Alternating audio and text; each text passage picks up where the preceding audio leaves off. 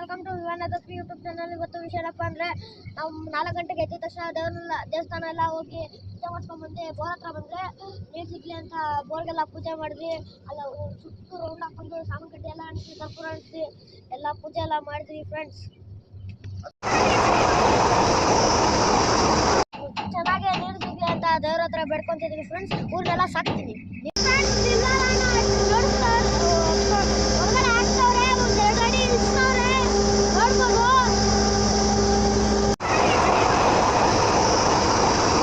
ನೋಡಿ ಫ್ರೆಂಡ್ಸ್, ಪೂಜೆ ಮಾಡಿದ ಆಮೇಲೆ ಬಂದೆ ಮನೆಗೆ. ಆಮೇಲೆ ಸಾಯಂಕಾಲ ಆಗಿದ ತಕ್ಷಣ ಹೋಗಿದ್ರಿ ಬೋರ್ ಹತ್ರ.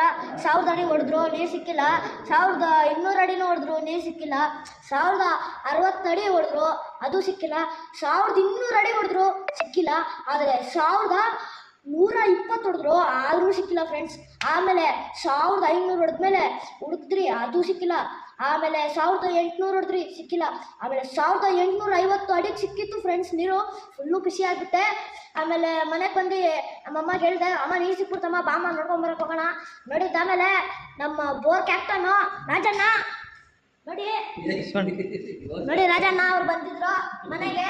ಹೋಮ್ ಥಿಯೇಟರ್ ಎಲ್ಲ ನಡೆಸಿ, ಏನೋ ಅವ್ಗೇನು ಬೇಕೋ ಊಟ ಎಲ್ಲ ಮಾಡಿಸಿ, ಏನು ಬೇಕೋ ಎಲ್ಲ ಕೊಡಿಸಿದಿರಿ. ಇವನ್ನ ಏನೋ ಇವತ್ತು ಫುಲ್ ಖುಷಿಯಾಗಿದ್ಯಾ? ಬೋರ್ ಹಾಕ್ಸಿದ್ರಣ್ಣ, ನೀರು ಸಿಕ್ತಣ್ಣ, ಫುಲ್ ಖುಷಿ ಅಣ್ಣ. ಹಾಕ ಒಂದೆರಡು ಸ್ಟೆಪ್ಪಲ್ಲಿ.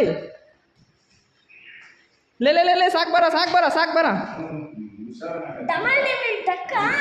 ನಮ್ಮ ಬೋರಲ್ಲಿ 1800 ಅಡಿಗೆ ನೀರು ಸಿಕ್ಕಿರೋದು ಪಕ್ಕ. ಚಿತ್ರ ಪದಾಡೆ ಫ್ರೆಂಡ್ಸ್.